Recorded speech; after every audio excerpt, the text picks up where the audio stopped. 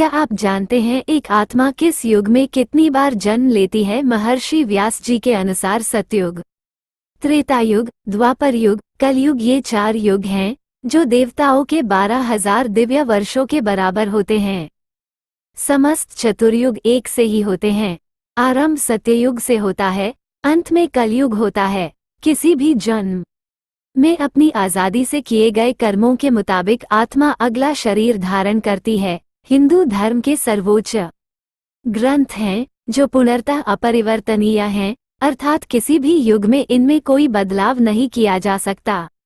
ब्रह्मा जी सतयुग में जिस प्रकार सृष्टि का आरंभ करते हैं, वैसे ही कलयुग में उसका उपसंहार करते हैं। सतयुग, द्वापर युग, कलयुग, हर युग में कोई न कोई भगवान जन्म जरूर लेते हैं, ऐसा सभी लोगों का मानना है। लेकिन क्या आप जानते हैं कि किस युग में इंसान कितने जन्म लेता है? इसलिए आइए जाने चारों युगों के बारे में कुछ ऐसी बातें जो कभी नहीं सुना होगा। सतयुग, सतयुग के लिए माना जाता है कि इस युग में भगवान राम ने रावण का वध करने के लिए जन्म लिया था, क्योंकि जब जब इस धरती पर पाप बढ़ा है तब तब भगवान ने इस धरती को अपना विराट रूप दिखाया है। सतयुग में धरती पर आत्माओं का वास हुआ करता था, जिसे वर्ल्ड ऑफ सोल भी कहा जाता है। जैसे हर शरीर का अंत होता है, ठीक वैसे ही एक समय का अंत भी आता ही है। ऐसा माना जाता है कि सतयुग की 17,28,000 साल बाद खत्म होती है, जिसमें एक सामान्य व्यक्ति 1,00,000 साल तक जी सकता है, जिनका कद 32 फुट लंबा हुआ करता था। इस युग में इंसान अपनी इच्छा अनुसार मर सकता था। त्रेतायुग, हिंदू धर्म में श्री राम श्री विष्णु के 10 अवतारों में 7वें अवतार हैं, लेकिन ये रहस्य बहुत कम लोगों को मालूम है कि श्री राम की मृत्यु हुई। दरअसल भगवान श्री राम की मृत्यु एक रहस्य है, जिसका उल्लेख सिर्फ पौराणिक धर्म ग्रंथों में ही मिलता है। पद्म पुराण के अनुसार भगवान श्री राम ने सरयू नदी में स्वयं की इच्छा से समाधि ली थी। इस बारे में विभिन्न धर्मग्रंथों में विस्तार से वर्ण मिलता है। श्री राम द्वारा सरयू में समाधि लेने से पहले माता सीता धरती माता में समा गई थी और इसके बाद ही उन्होंने पवित्र नदी सरयू में समाधि ली। चारों युगों में हनुमान जी एकमात्र ऐसे भगवान हैं जो अमर हैं। त्रेतायुग में भी हनुमान जी ने भीम को चारों युग के बारे में बताया था। किस युग में क्या होता है ये भी बताया था। जानकारी के लिए बता दें, त्रेतायुग 4,32,000 वर्षों का होता है, जिसमें एक सामान्य इंसान 10,000 साल तक जी सकता था। इस युग में भीम ने हनुमान जी को चारों युग के ज्ञानी के नाम से संबोधित किया था।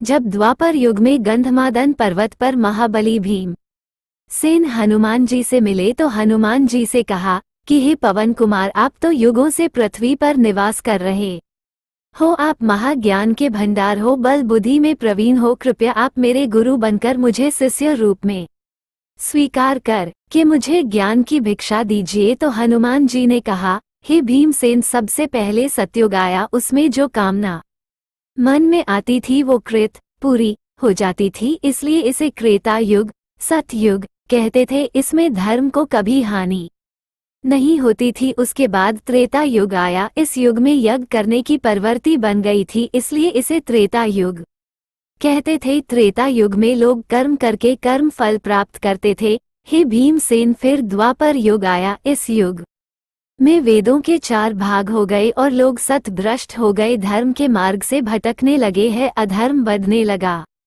परंतु हे भीमसेन, अब जो युग आएगा वो है कलयुग। इस युग में धर्म खत्म हो जाएगा, मनुष्य को उसकी इच्छा के अनुसार फल नहीं मिलेगा, चारों ओर अधर्म ही अधर्म का साम्राज्य ही दिखाई देगा। द्वापर युग, ये युग 8,64,000 वर्षों का था, जिसमें प्रत्येक व्यक्ति 1,000 साल तक जी सकता था। ऐसा माना जाता है जैसे जैसे धरती पर पाप बढ़ेगा वैसे वैसे इंसान की जीने की उम्र और उसकी इच्छा की पूर्ति कम होने लगेगी। हनुमान जी का कहना था कि द्वापर युग में लोग धर्म के मार्ग से भटकने लगेंगे और धरती पर पाप बढ़ने लगेगा। जैसे कि आप सभी जानते हैं, इस युग में विष्णु जी ने खुद श्री कृष्णा का अवतार लेकर कंस को मौत के घाट उतारा था। कलयुग, ऐसा माना जाता है कि कलयुग में एक आत्मा का जन्म 45 बार होता है और उसकी उम्र 100 साल तक की होगी। इस युग में इंसान पर्यावरण को तहस नहस कर देगा और इस युग में इंसान की इच्छा पूर्ति कम हो जाएगी और वे पाप का भागीदार बन जाएगा। कलयुग के अंतिम काल में भगवान विष्णु का कल्कि अवतार होगा। यह अवतार विष्णु यशा नामक ब्राह्मण के घर जन्म लेगा। भगवान कल्कि बहुत ऊंचे घोड़े पर चढ़कर अपनी विशाल तलवार से सभी अधर्मियों का नाश करेंगे। भगवान कल्कि केवल 3 दिनों में पृथ्वी से समस्त अधर्मियों का नाश कर देंगे। माना जाता है कि कलयुग में अंतिम समय में बहुत मोटी धारा से लगातार वर्षा होगी, जिससे चारों ओर पानी ही पानी हो जाएगा। समस्त पृथ्वी पर जल ही जल हो जाएगा और प्राणियों का अंत हो जाएगा। इसके बाद एक साथ 12 सूर्य उदय होंगे और उनके तेज से पृथ्वी सूख जाएगी।